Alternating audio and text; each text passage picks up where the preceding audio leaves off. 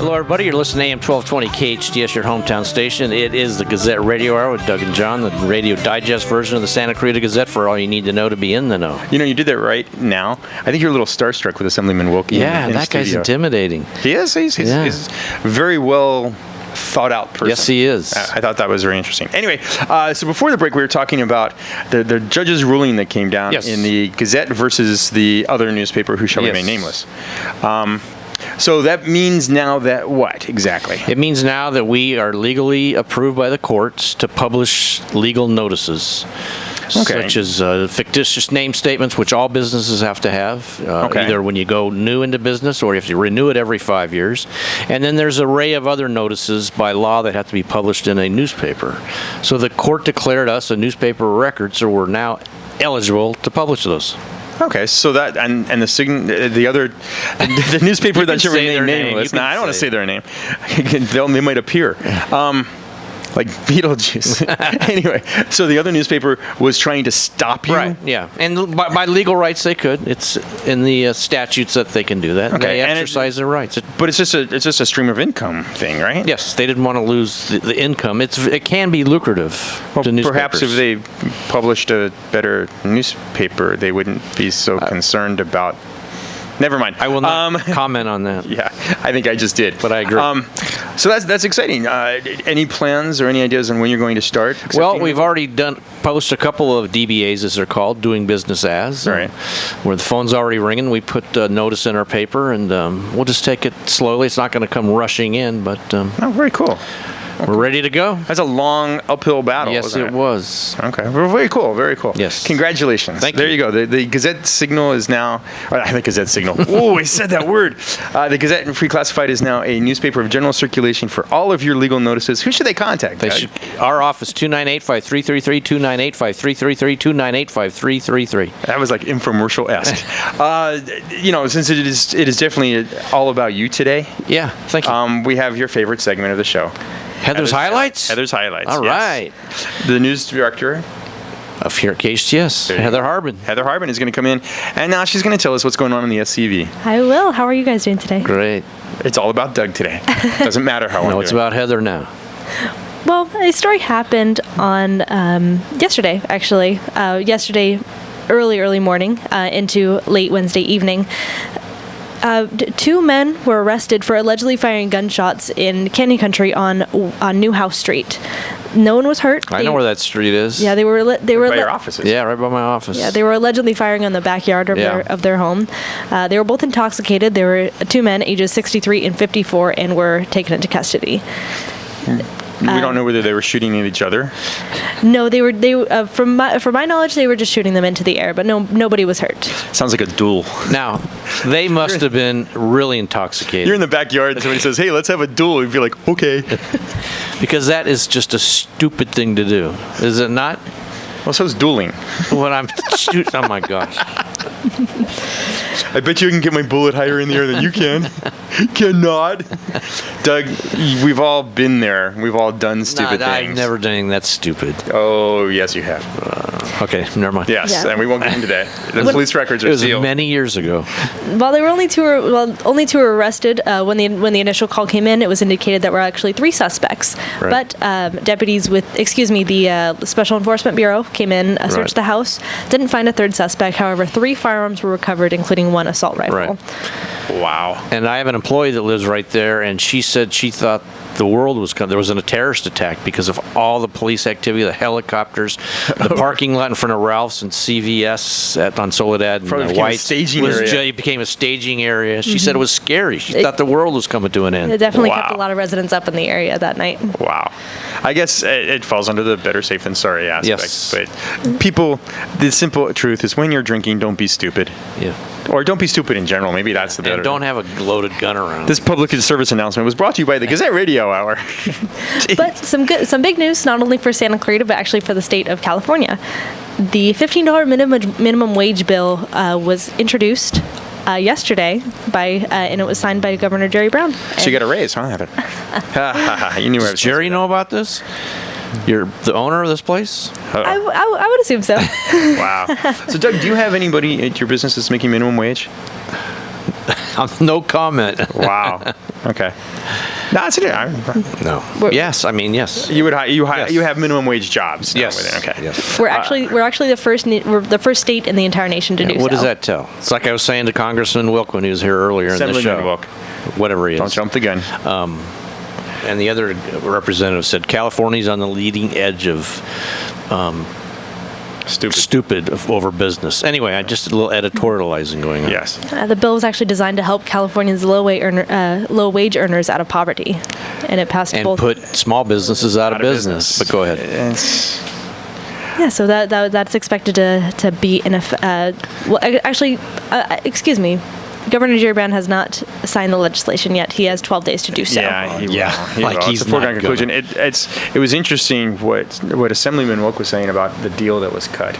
Yes. It's spurned by unions because they're going to get about, what did he say, $6 billion or something? That's just a ridiculous amount. $3 billion, I think is what he said. $3.6 billion of new union fees that are going into the PAC that are going to support the Democrats that are supporting the wage increase. See how this all works? Is that a conflict of interest? I don't know, but my back is itching. That's all I got to say. We're not going anywhere further than that. Anyway, going back to local news. Yes.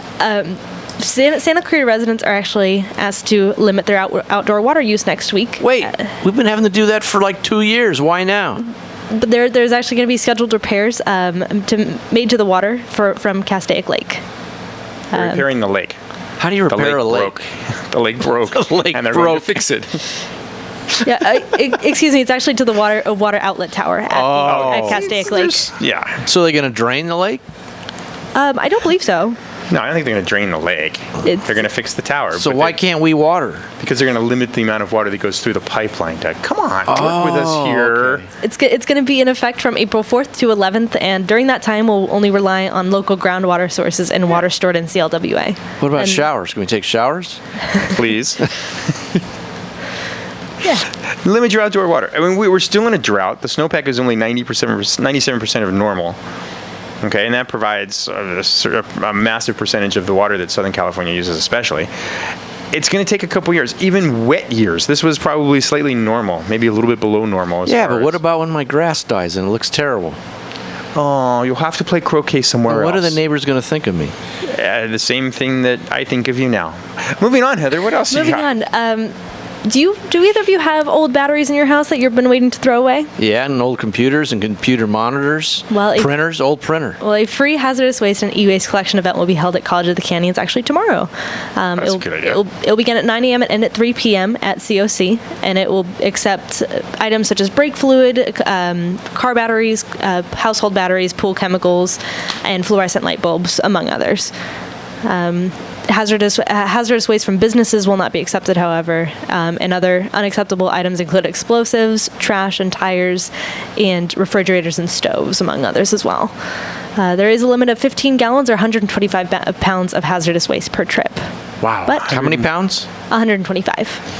The nice thing is you can get rid of things like paint, old paint, if you change your oil, there's usually drop-offs for that, but some of that turpentine and some of the household chemical stuff that you use. That you don't want to throw away. You don't have to throw away. But you could also throw away printers, like you were saying, and computer monitors, televisions, cell phones, and any other similar items. Cool. Yeah. And that's tomorrow at COC? That's tomorrow at COC from 9 to 3. All right. Heather's highlights, everybody. Heather Harbin, the news director at KHTS. Thank you for having me. Thank you so much. All right. See you next week. See you next week. All right, John. All right, Doug, you know what it's time to talk about. Yeah. Distraction. Well, let's talk about the best thing coming up. To me, March Madness. There's no question. March Madness. You've got a great story with Syracuse. You've got a great story with North Carolina. Why am I telling you this? We have Mr. Sports to tell you all this stuff. You don't need to listen to me. Oh, here he is. He's right here. Mr. Sports, how are you? How you doing, you guys? All right, Mr. Sports. I was just saying, Syracuse, great story or horrible story? They're a number 10 seed. One of the last four in the tournament. They made the Final Four. How's that not a great story? It's like VCU 5 years ago, 11th seed with Shaka Smart getting into the Final Four. Hasn't happened for 5 years that a double-digit seed's been in the Final Four. How can that not be a good story? Yeah, they had a really easy road to the Final Four. That's the problem. A lot of upsets in their bracket. They didn't have to play Michigan State. They lucked out. Michigan State lost to Middle Tennessee. Who's to say that they wouldn't have lost to Syracuse? I get that, but I guarantee you... I'm tasting sour grapes here. No, I'm not sour grapes. I guarantee you that North Carolina is going to beat Syracuse by more than 15 points.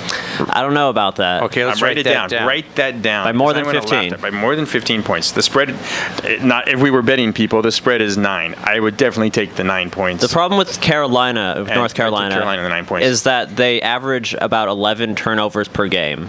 And Syracuse's zone defense is made to pressure offenses, to take outside shots and force them to play a game that they're not used to. And I think that's going to cause UNC to have even more turnovers than they already average, which is already double digits. So you're taking Syracuse straight up? I'm not taking Syracuse straight up. I don't think it's going to be a 15-point blowout, I think it's going to be a blowout. John, you got to admit, one thing's for sure in this March Madness, anything can happen. That's why they call it March Madness. It's crazy. Yeah, I mean, if they played the games on paper, the Capitals would probably have won the Stanley Cup already. Yeah. Just throwing that out there, because it would be my paper. But the game tomorrow, right, is Oklahoma. The game tomorrow is Oklahoma-Villanova. That's going to be a I think great game. that's a good team versus an exceptionally good player. The guy from Oklahoma? Buddy Hield. Buddy Hield. Probably player of the year, although they'll probably give it to... I think they gave it to Valentine. Did they give it to Valentine? Yeah. But you know what? Well, the Naismith is the big With one. guys like that, you live by the three-pointer, you die by the three-pointer if his shot is off. It's not just 3 points with him, though. He is... second in the nation in scoring with 25 per game. He's a scorer, and that's what Villanova has trouble stopping. He reminds me, I don't know about you, but he kind of reminds me of Kobe Bryant with that I'm going to shoot from anywhere and it's going to go in attitude and skill to match it. So, but Villanova's got a wave of, and it sounds horrible, but obviously above average players, but they're a team. Yeah. They're mediocre players coming together playing exceptionally. Aren't they a little on the short side too? Yeah. They're a little on the short side, but they are favored. Yeah. They are favored tomorrow, so that's going to be interesting. But just a couple, right? Yeah. So, all right. So, Doug, I went on a limb and said North Carolina, and I'm going to take Oklahoma. How was that out on a limb? You're taking the 1 seed over the 10 seed? Because everybody's sitting there going, oh, Syracuse is so good and they're so awesome. Oh, no. Who's everybody? I'm taking Syracuse. I'm going right now. Syracuse, Oklahoma for the national championship. North Carolina, Oklahoma for the national championship. Okay. I have to go there too. Yeah. I can't disagree. I want Syracuse to win. I want a 10 seed in the finals, but it's got to be UNC. Mr. Sports, that means Monday night could be boring if you do that. It could be a blowout. I mean, if they're able to beat UNC, then they're going to be able to beat Oklahoma. Saturday's going to be a blowout. Plus, I want to see both Syracuse men's and women's team win the national championship for basketball, which is not going to happen. That's not going to happen because of UConn. Well, that's okay. That brings up an interesting point. We were talking about this the other day. A reporter for the Boston Globe, who shall remain nameless because I forgot his name, actually made a statement that I want you guys to comment on. He said the University of Connecticut's women's team, which is just completely massively dominant. I mean, they win. Right. They won I think they won one of the regional semifinals by like 60 points. Wow. I mean, it was ridiculous. Yeah. His point was they're bad for the sport. They're making women's basketball unwatchable. Now, I'm going to steal your thunder. I know women's basketball is unwatchable, okay, for the most part. But it is an interesting point. Does a dominant team create issues for the sport as a whole? Okay, let me ask you this. Okay. Back in the 70s, the 60s and the 70s, UCLA won like 5 years in a row, 6 years in a row. Was the same? I think it was almost 10. Yeah, it was like 10 years a ridiculous amount. Okay. So did the same sort of talk happen then? Of course. Yeah. But it was also an easier road to hoe there because it was the tournament was smaller. Yeah. The seating was different, and they played most of the games at home. And so I mean, it's different. But that dominance, college basketball didn't take off until there was parity. Right. Go back to football. I mean, there's something to his point. Now, they made it sexist and how horrible you are and what a rotten human being because you're not politically correct. But there's something to that point, don't you think? Yeah, exactly. Go back to the NFL, the Steelers, when they were the Steelers and the Cowboys. How many Super Bowls? It seemed like forever. Right. Did it take off until your team, at the beginning of the season, had a chance to win? right? I mean, but that's changed these days. You're a Cardinals fan, so you always want you'd be happy to have your team at least 3 weeks into the season still have a chance to win. Absolutely. Okay. Yep. I mean, going back. The thing about UConn is that it's just I guess it depends on how long the coach is there for, because as long as the coach is there, they're going to keep getting the top tier women's talent. That's true. Which, to your point of no parity, that's what it's creating, because everyone's going to want to play for UConn while they have 34 win game streaks and all that kind of stuff. So everyone's going to want to play for UConn. So it does, in that sense, kind of ruin the sport, because everyone's going to go there, and then all the lesser talent's going to find other schools that are good, like Stanford and Notre Dame and stuff, but they're never ever going to be able to compete with UConn as they keep getting that talent. Good point. Can you make the same argument that maybe the Golden State Warriors are bad for the NBA? See, because they're dominant as well. But that gets into a money thing that the college doesn't have to really worry about. You have to worry about paying players in the NBA, and I don't think they could always afford to pay every single person that they have on the Golden State Warriors. Eventually, that team's going to have to break up. Yeah, that may be. But I think this year the Golden State San Antonio series is going to be excellent. Assuming it gets to that point. Yeah. There's a lot of teams that could knock them off. Let me go back to your Connecticut's women's thing, and this could be sexist. But if you were that... Warning. Thank you for the warning. Thank you for the warning. If you were the coach Start the tape. of Connecticut women, and he's obviously a good coach, in your mind, wouldn't you say, I'd like to try this with the men's? No. I heard him interviewed, and there was an answer to that question. It's a different game. It's a completely different game. He's coaching apples and they're playing oranges. He doesn't have the ability to coach and manage a team of men the same way that he does a team of women. But I know, but if you were him, wouldn't you I'd like to give it a try? They play a different sport. I don't know. He may be completely satisfied being the best of the best of the best ever. Then he's a wimp. No, I'm kidding. Wow. Okay, that part was. All right. So NBA we talked about. Covered it. Let's talk. Nobody wants to talk hockey, but boy, Washington Capitals. I'm starting to drink the Kool-Aid a little bit. I'm not doing it yet. What else is going on? Dodgers. Opening day Monday, 4:00, San Diego. Do we care for about a month? No. You got to remember, a lot of our listeners are Dodger fans. That is true, but we care. It seems like with baseball, I don't know about you guys, but I care for the first month. Oh, I'm in. And then for my team, I'm in it all year. And then it kind of dwindles off. I'm the opposite way. I care when the round playoff time starts. And then, that's just it. It's I care about the first month because it's opening day. And it's nice. Right. And every once in a while, you'll see it snowing in Chicago when they're trying to play, which is always kind of fun. And then you kind of during the middle of the season, July is absolutely miserable. I don't want to pay attention to baseball, but 182 games. But if you're into a team, isn't it too long, Doug? 182 games. Yeah, but it's not going to change. So why think about it? I think 82. I think the NBA is way too long. Yeah, no, the NBA is too long. And their playoff is ridiculous. But I like the playoffs because they're always they're generally tightly contested games, unless it's the 1 versus the 8 seed, and those are generally swept, which is nice because those are over in 4 games. But it goes on for what? It starts probably the beginning of April. The championship will probably end in June. Yeah, that's. It's like a one game process. A week? Yeah, it's like one game a week. Yeah. It's basketball. It's not like it's football. But I guess going back to the Dodgers, I'm just, their starting infield hasn't played one game altogether in spring, which I find a little concerning. Their pitching staff is a wreck except for Clayton Kershaw. Their number one reliever, Kenley Jansen, is already complaining about his contract. So, and you want to follow this team? Could be a long year, gentlemen. So are you predicting rebuild? Because I think we touched on this at one point, but are you predicting a full-on rebuild? I'm in denial. Oh, okay. So you're that step. All right. I the way I look at it is I think that the Dodgers are in trouble.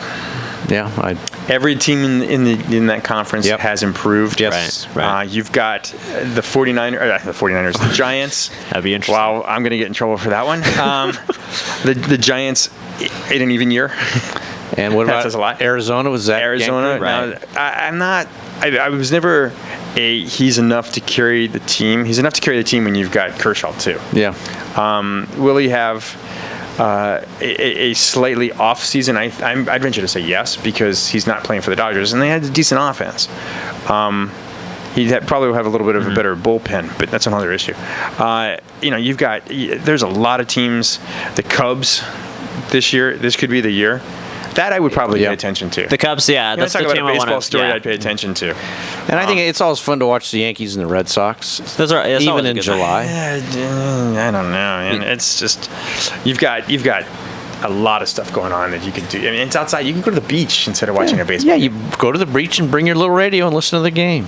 You go to the beach and then You go really to the are game. old, aren't you? A little transistor radio with the white earpiece that you... But I'll tell you what, though, Rollerblading down the somebody's been boardwalk. listening to Vin Scully since I was a little kid. Yeah. Last year. Last year, that's going to be interesting. I'm not sure how I feel about that because it's the voice of the franchise. Yeah. Yeah. And you sit there and you go, wow, you know. Does he get a goodbye tour like Kobe Bryant's got? And No, he doesn't go on the. He doesn't go on the road. He doesn't go on the road. So He's 87 years old. So okay. Yeah, he probably couldn't I find go to Anaheim. Really go to Anaheim? Yeah. And do they play, Yeah. well, just for the Freeway Series? Right. And Which I think is he's going to this do weekend. a game or two in San Diego or San Francisco. No, I'm sure just as a goodbye thing. Yeah.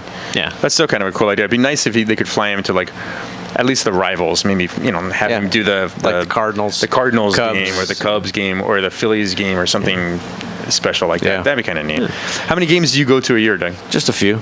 It's expensive. Dodger game? Only if like people want to go to one. I won't go out of my way to go to a Dodger game. Yeah, I kind of agree. It's I'm not good afraid of atmosphere, it. though. It's a great atmosphere. atmosphere. And it's changed a lot. And since the whole, I was looking at Facebook, and the person who got beat up in the parking lot is now, was there watching a game, eating pizza, and everybody was happy, and it was a nice story. But I think that element's kind of gone at Dodger Stadium now. So anyway, gentlemen, it's been a great week. It's been good. We will do this again next week. You've been listening to Gazette Radio Hour with Doug and John on AM-1220 KHTS, Santa Cruz hometown station. We will see you next week. See ya. Bye.